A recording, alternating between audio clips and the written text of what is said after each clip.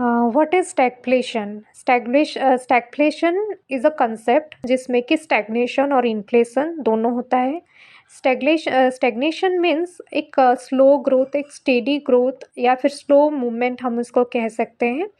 और इन्फ्लेशन जहाँ पे कि हम महंगाई बढ़ जाती है, प्राइजेस बढ़ जाते हैं। इसका एक एग्जांपल, फॉर एग्जांपल अगर टोमेटोज़ 60 रुपीज़ में मिलता है और वो बढ़ के 120 रुपीज़ का हो जाता है, तो उसमें क्या होता है कि 1 केजी का टोमेटो हमें वही 120 रुपीज़ में मिलता है, लेकिन उसका क्वांटिटी सेम है। इसका मतलब ये कि इन्फ्लेशन में क्या होता है, प्राइजेस बढ़ जाते हैं और मनी वैल्यू कम हो जाता है। So, stagflation is a condition in which slow economic growth, stagnation, rising prices, inflation, and rising unemployment all happen at the same time.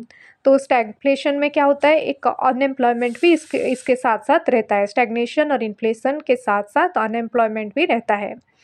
If इसका एक एग्जांपल है, if there is a increase in price of oil, increase accordingly while profit drops. So इसका एक example ये है, जबकि oil का price बढ़ जाता है, मीन्स जो पेट्रोलियम ऑयल होता है उसका प्राइसेस बढ़ जाता है, तो ट्रांसपोर्टेशन का प्राइस भी उस हिसाब से बढ़ जाएगा, हर चीज़ का प्राइस बढ़ जाएगा।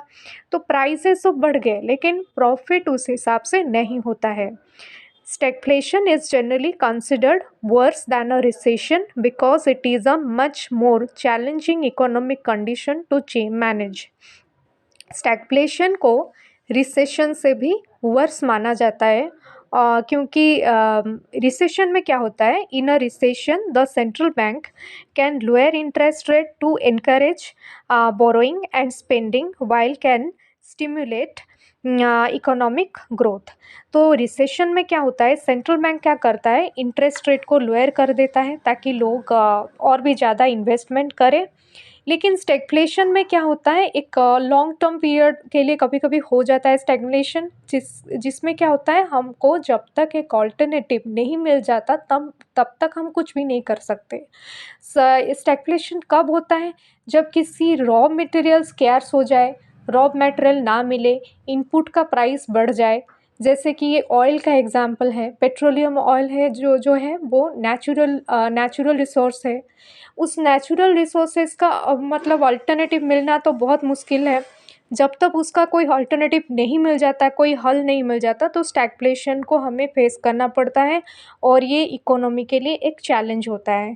Thank you so much.